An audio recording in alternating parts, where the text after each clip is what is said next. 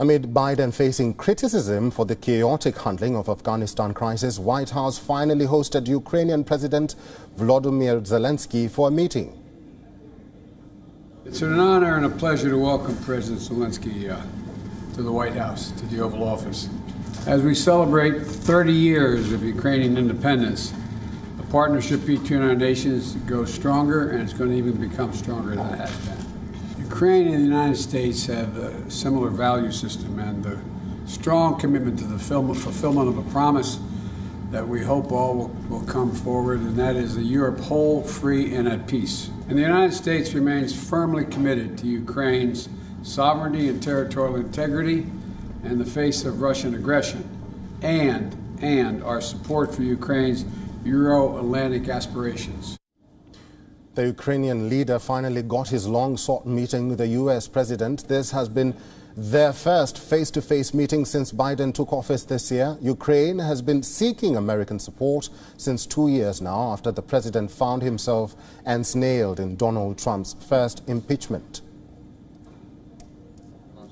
Support was, terms weren't. We talked a lot about NATO, we talked a lot about this issue. We talked about the place, the role where Ukraine is in the alliance, besides the words, besides the change in our constitution, the possibility of Ukraine's presence in NATO.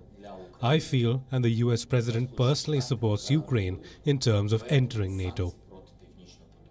The top agenda for the meeting was seeking increased military aid for Ukraine in advance of the sit-down. The Biden administration committed up to $60 million in new military aid to Ukraine to help counter Russian military advancement. This in addition to $45 million for humanitarian aid. Moreover, $12.8 million have been given to Ukraine in COVID-related assistance drawn from the America Rescue Plan Act. Backing for countries' NATO membership was also discussed. NATO allies believe that Ukraine needs to adopt more political reforms before gaining membership. The discussion focused on showing support for Ukraine's sovereignty and territorial integrity in the face of Russian aggression. The two leaders discussed how the U.S. can support Ukraine as it continues developing its democracy and becoming integrated in Europe.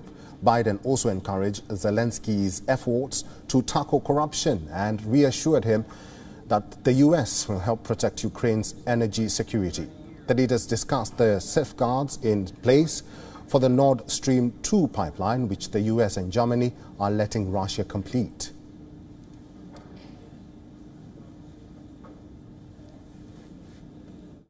President Biden personally has guaranteed that if the Russian Federation or other sides of the Nord Stream 2 violate something and it endangers the energy sector of Ukraine when it starts operating, the US guarantees the imposition of sanctions against the Nord Stream 2.